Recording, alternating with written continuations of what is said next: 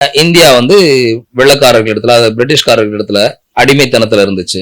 அதுல இருந்து விடுதலை பெறதுக்காக பல தலைவர்கள் போராடினாங்க, உயிர் கொடுத்து. ஒரு தனி மனிதன் என்ன விதமான போராட்டம் செய்யணும்?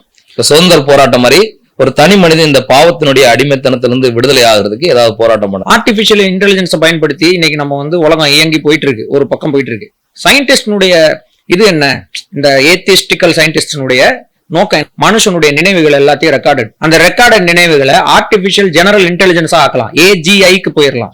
நோக்கி அவன் நகரும் போது தன்னை படைத்த கடவுள் இடத்துல இருந்து முற்றிலுமா எதிர் திசையில போறதுதான் சுதந்திரம் நினைச்சிட்டு அந்த திசையை நோக்கி தான் போயிட்டு இருக்கோம். நான் மறுபடியும் ஏன்னா சுதந்திர தினத்தை முன்னிட்டு நம்ம பேசுறதுனால நம்ம அதை விட்டு விலகாம இருக்கணும்னு நினைக்கிறேன். இப்ப இந்தியா உலகத்தினுடைய பல்வேறு நாடுகள்ல இருந்து ஒருவேளை தமிழர்கள் பார்த்துட்டு இருப்பாங்க. நம்ம இந்தியர்களா இருக்கிறதுனால proud to be an Indian இல்லையா?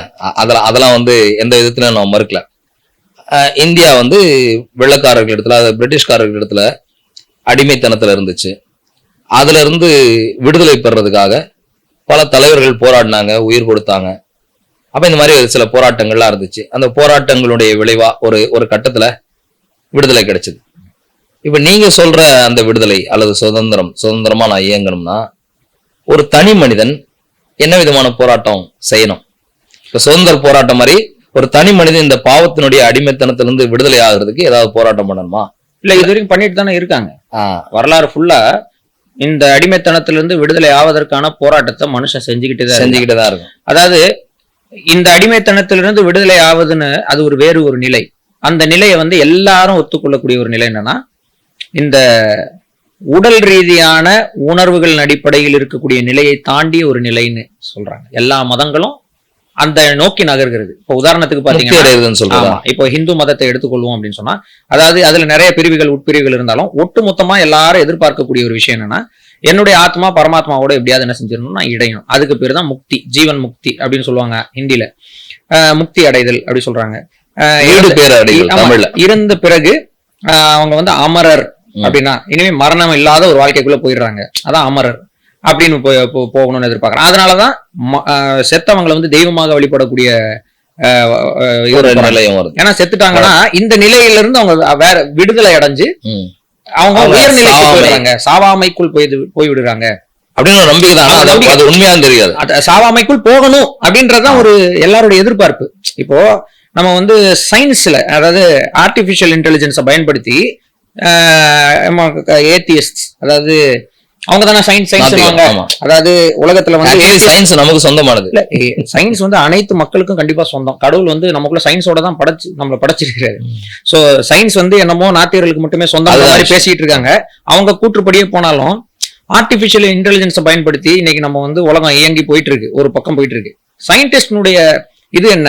இந்த ஏத்திஸ்டிக்கல் சயின்டிஸ்டினுடைய நோக்கம் என்னவா இருக்குன்னா, மனுஷன் இம்மார்டலிட்டியா வாழணும். எப்படி வாழ முடியும்? செத்துறான். அப்ப அவனை வாழ வைக்கிறதுக்கு என்ன பண்ணலாம்? மனுஷனுடைய நினைவுகள் எல்லாத்தையும் ரெக்கார்டட், அந்த ரெக்கார்டட் நினைவுகளை ஆர்டிபிஷியல் ஜெனரல் இன்டெலிஜென்ஸா ஆக்கலாம், AGIக்கு போயிடலாம். அப்படி என்ன ஆகும் அப்படின்னா, அவன் ஆர்டிபிஷியல் ஜெனரல் இன்டெலிஜென்ஸா இருந்தானா ஒரு சிப்பு மூலமாகவோ ஒரு வெர்ச்சுவல் நிலைமையிலேயோ அவன் வந்து உயிர் வாழ்ந்துகிட்டே இருப்பான். என்றைக்கும் அவன் அப்டேட்டடா அப்படியே ஆயிட்டே இருக்கணும்.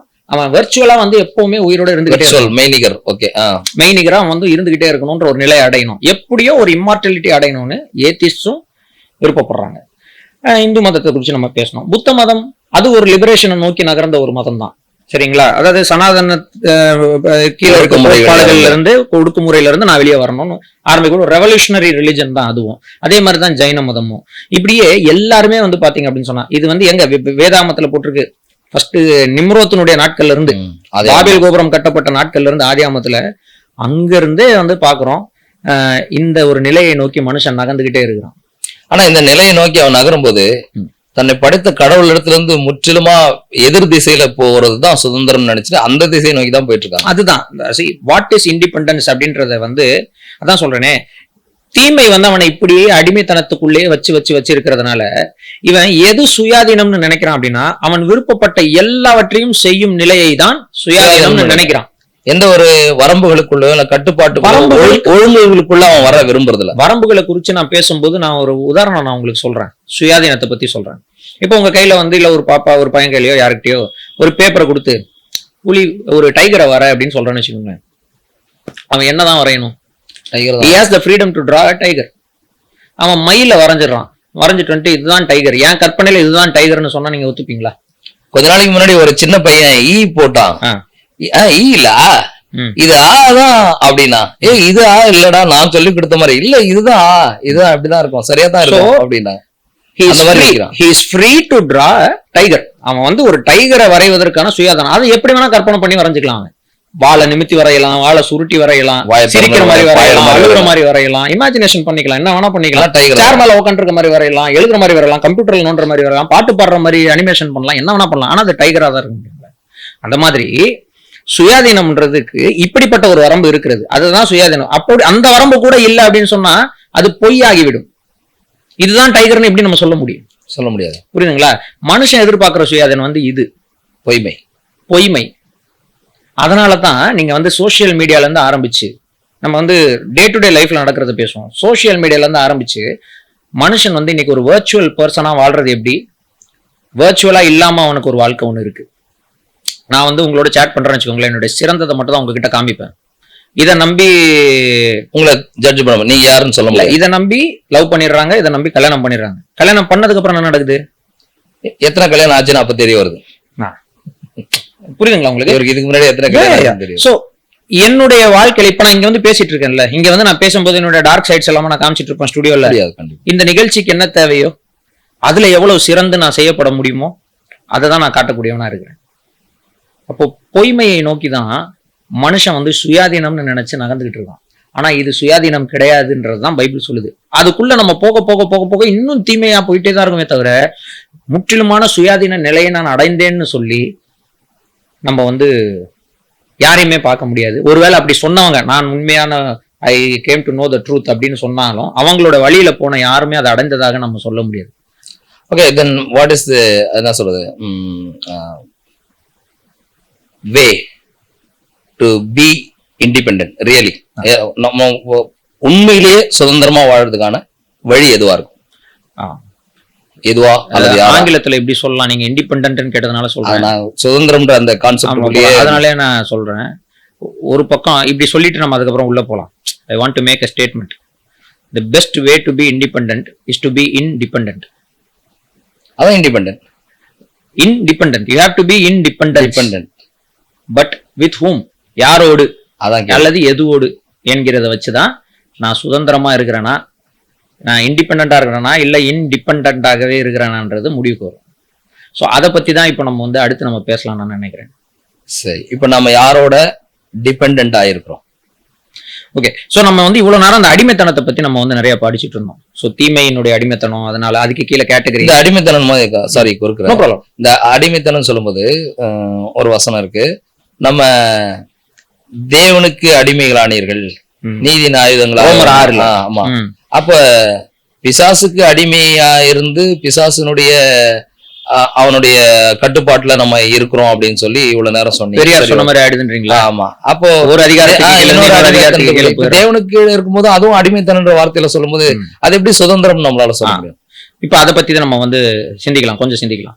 சோ விஷயம் என்னன்னா, கான்செப்ட் நம்ம வந்து ஓரளவுக்கு நேயர்களுக்கு வந்து புரிய வச்சிருவோம். ஒண்ணு வந்து என்னன்னா, தீமையினுடைய அதிகாரம் அதுக்கு கீழே இருக்கக்கூடிய நம்முடைய வாழ்க்கையில அந்த தீமை நம்மளை வந்து எப்படி ஓவர் கம் பண்ணி வச்சிருக்கு, எப்படி அடிமைத்தனத்துல வச்சிருக்குன்றது அறியாமை என்கிற ஒரு இருளுக்குள் நம்ம வச்சிருக்குது.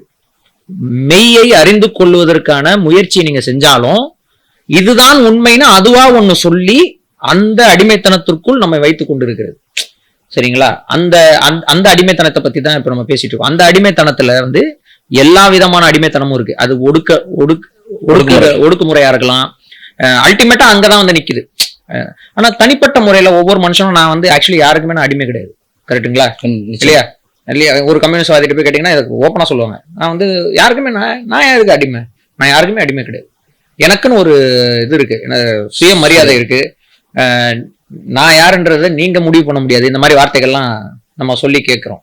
ஆனா இப்படி தன்னை சுயாதீனன்னு சொல்லி கொண்டு இருக்கிறவனே அவனையே அறியாமல் அவன் ஒரு அடிமைத்தனத்துக்குள்ள இருக்கிறான். அதுதான் தீமையின் அடிமைத்தனம். அதான் நம்ம வந்து பல்பல நிலைமையில இப்போ கொஞ்சம் யோசிச்சோம். இதை விலாவரியா பேசணும்னா இன்னும் நம்ம பேசலாம், பெரிய புஸ்தகமே எழுதலாம் இது குறிச்சு. சரி, சோ இந்த அடிமைத்தனம் மனுஷனை எங்க கொண்டு போச்சு அப்படின்னா மரண பயத்துக்குள்ள வச்சு அப்படிப்பட்ட ஒரு வாழ்க்கைக்குள்ள கொண்டு போச்சு.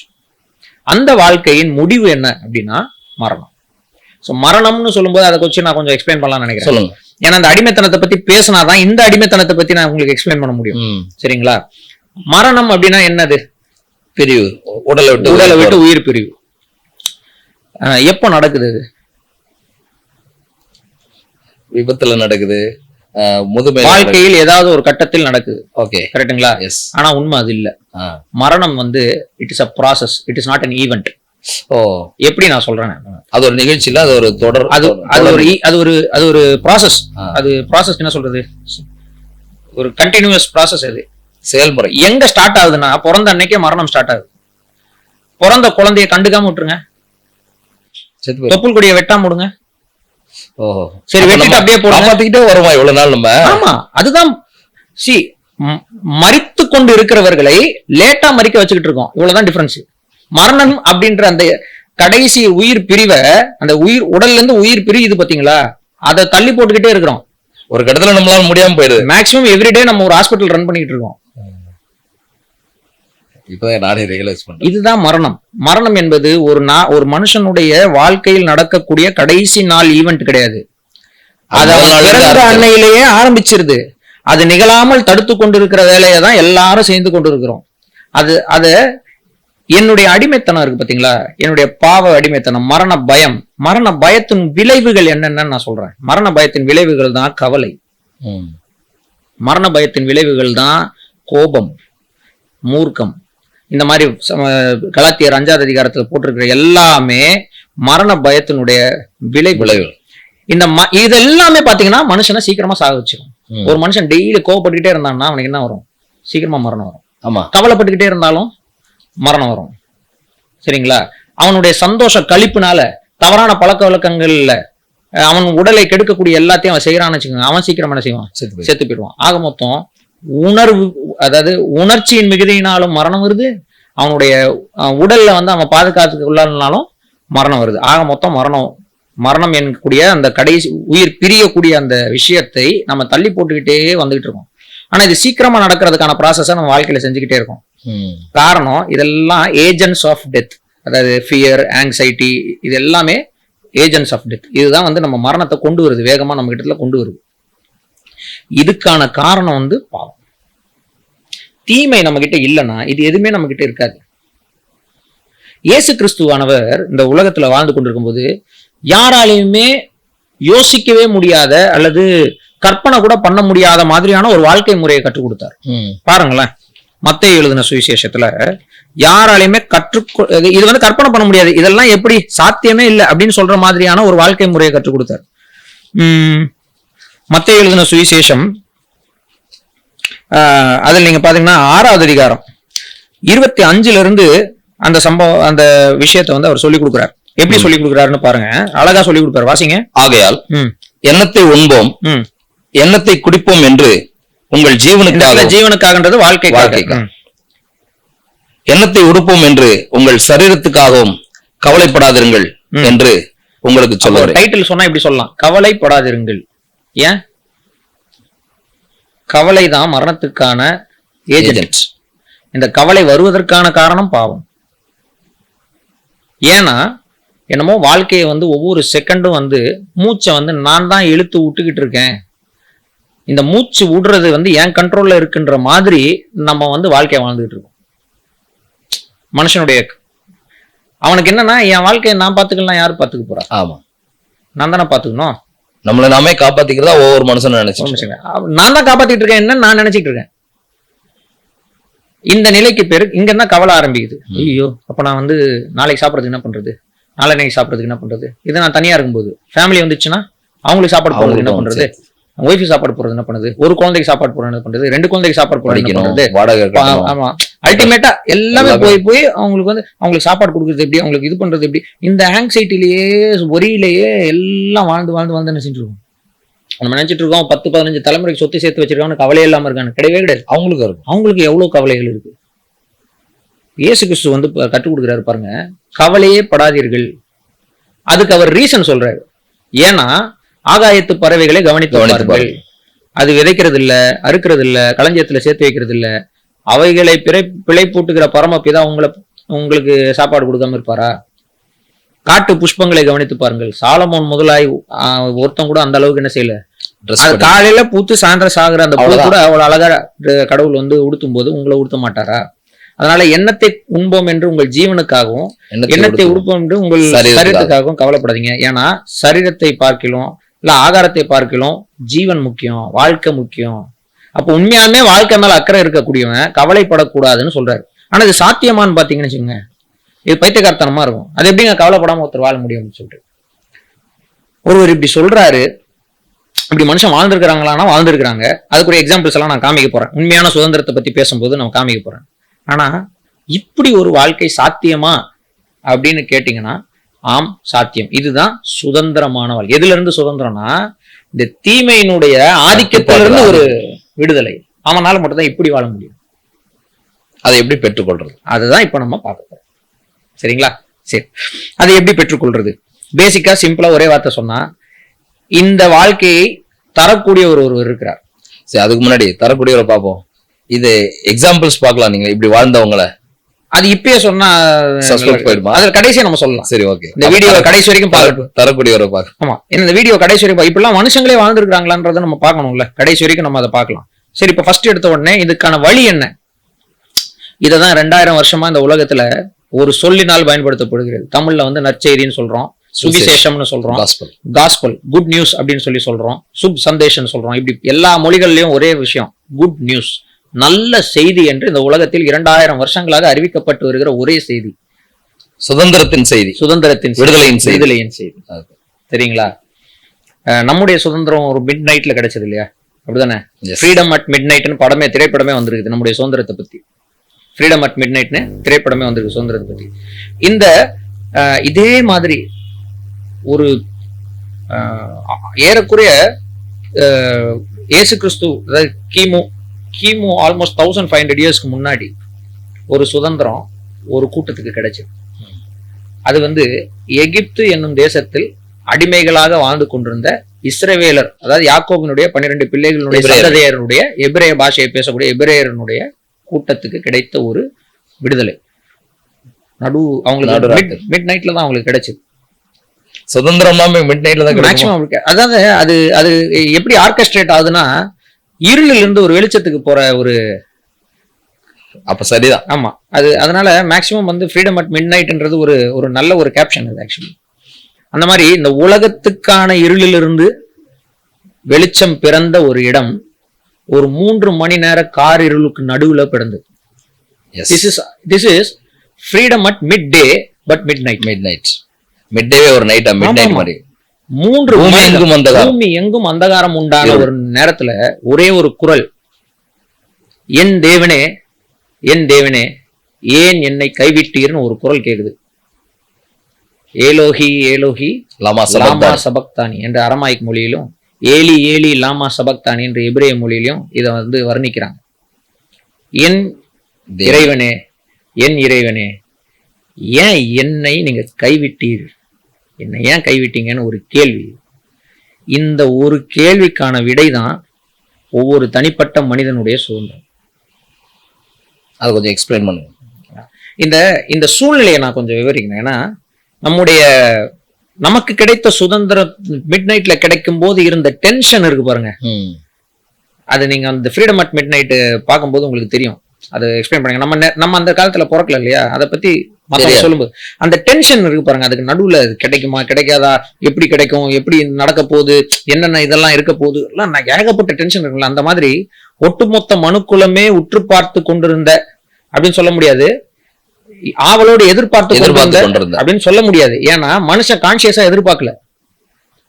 ஆனா ஒட்டுமொத்த மனுக்குலத்திற்காகவும் இந்த விடுதலையை வாங்கி தரும்படியாக வந்த ரட்சகர், விடுதலை நாயகன் கர்த்தராகிய இயேசு கிறிஸ்துவானவர் ஒரு அடிமையின் ரூபத்துல, ஒரு அடிமையின் ரூபத்துல ஒரு திருட்டுத்தனத்தை செய்த ஒரு அக்கிரமக்காரர்களுக்கு நடுவுல, 2 திருடர்களுக்கு நடுவுல சிலுவையில, நடு சிலுவையில ராஜா என்கிற டைட்டிலுக்கு கீழே தொங்கிட்டு இருந்தார். மனுஷர்கள், ராஜாக்களா இருக்கட்டும், மனிதர்களா இருக்கட்டும், கடவுளுக்கு விரோதமாக நாங்க வந்து செயல்படுவோம். ஒருவர் தங்கள் அருகில் இருக்கிறவர்களை கூட பார்த்து கொள்ள முடியாத அளவிற்கு அந்தகாரம் இருந்திருக்கலாம். இயேசு கிறிஸ்து சிலுவையில் அறையப்படும் போது இன்டைரக்டா பாவமே சிலுவையில் அறையப்பட்டது. இந்த பிசாசினுடைய அதிகாரங்களையும் துரைத்தனங்களையும், அதாவது ஒடுக்குமுறை, இந்த ஆட்சி முறைகள், இவர்களுடைய எல்லா அசிங்கத்தையும் உறிந்து கொண்டு பப்ளிக் ஸ்பெக்டக்கலாக ஆக்கிவிட்டார். அப்படின்னா அவருடைய உடை அன்று கலட்டப்பட்டும் போது அவரெல்லாம் அவமானப்பட்டது. பாவம் தான், கலட்டுனவன் தான் அவமானப்பட்டான்.